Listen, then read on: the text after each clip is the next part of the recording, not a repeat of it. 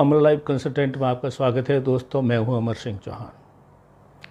आज हम एक और मोटिवेशनल वीडियो प्रस्तुत कर रहे हैं युवाओं के लिए, छात्रों के लिए, सबके लिए।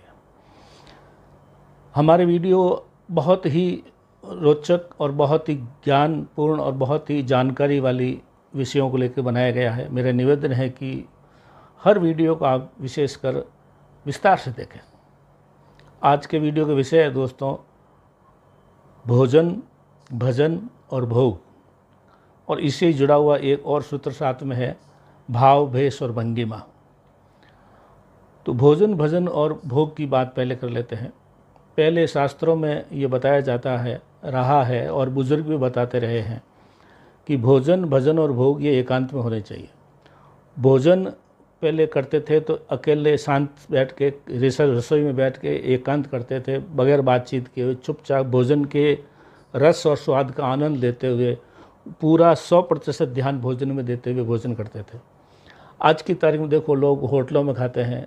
ठीक है, कभी कभार खाना बुरा ही नहीं है, लेकिन होटलों में खाएंगे, रोड पे कहीं ठेलों पे खड़े होकर रेहड़ी पे खा लेंगे, या कहीं खड़े खड़े खा लेंगे हाथ में लिया हुआ ये, या बारातों में जाएंगे तो भी आप देखो मारा मारी मची हुई होती है। तो भोजन का जो एकांत में आनंद लेना है वो चीज़ तो हम भूल चुके हैं।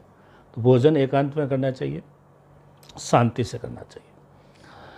भोजन के बाद भजन, भजन भी खुद के लिए होते हैं, एकांत, ईश्वर और आपके बीच में और कोई नहीं होना चाहिए। तो भजन जो है, वो जो पूजा है, वो भजन है, वो ईश्वर से जुड़ने का एक माध्यम है। लेकिन आजकल उसमें भी लाउड स्पीकर लगा के ज़ोर से भजन करेंगे, जागरण करेंगे, कथाएं करवाएंगे, जिससे दूसरे लोगों की तरह डिस्टर्बेंस होता है। कोई बीमार है, कोई पढ़ने वाले छात्र हैं या कोई खुद की पूजा कर रहे हैं, आप उसमें इतना शोर शराबा करते हो, तो ये पाप है एक तरह का। जो लाउड स्पीकर के द्वारा आप जागरण कर रहे हैं या कुछ भी कर रहे हैं, तो भजन भी जो है एकांत में ईश्वर से जुड़ने का माध्यम है, ये शोर शराबे का वस्तु नहीं है। और फिर है भोग। पति पत्नी जो मिलके बैठ के बातचीत करते हैं, अपने जो रिश्तों को निभाते हैं, ये भी एकांत में होना चाहिए। जबकि आजकल देखो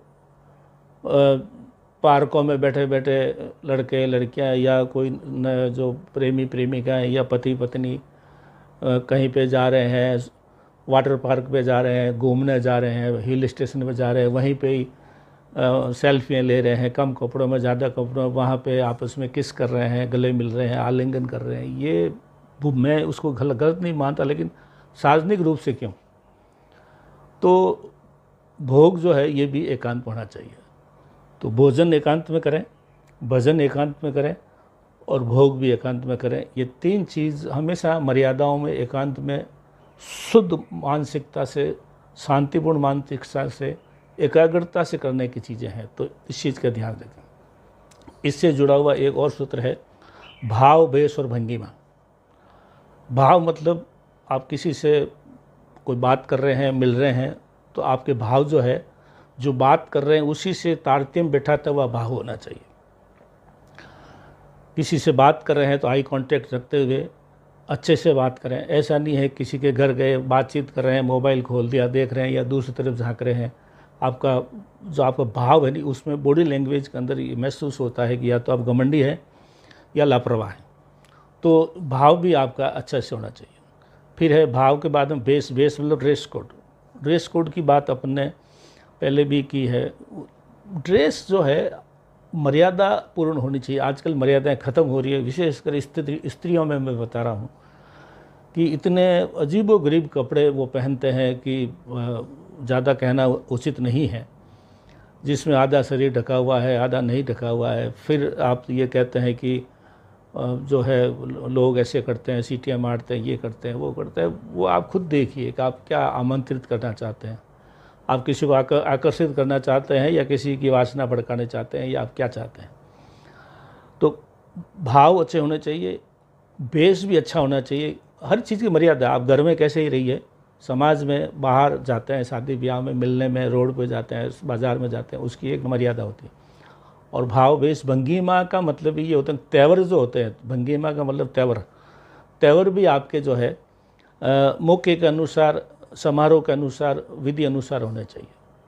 भाव और भंगिमा काफ़ी मिलते जुलते हैं, लेकिन भंगिमा में क्या है, कई बार हम बातचीत करते हैं लेकिन अपना जो बॉडी लैंग्वेज और शब्दों का मेल जोल नहीं होता है, भंगिमा मिलती नहीं है।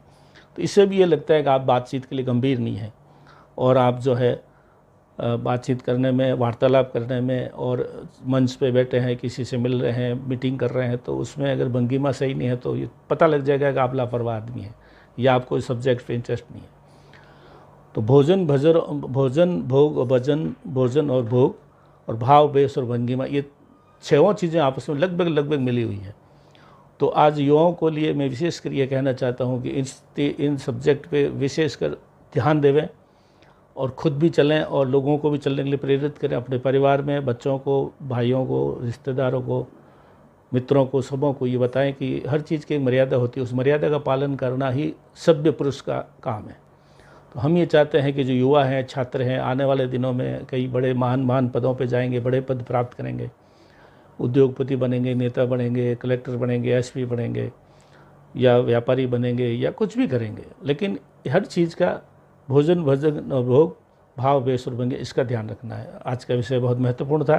मैं उम्मीद करता हूँ कि इस चीज़ को समझेंगे और पालन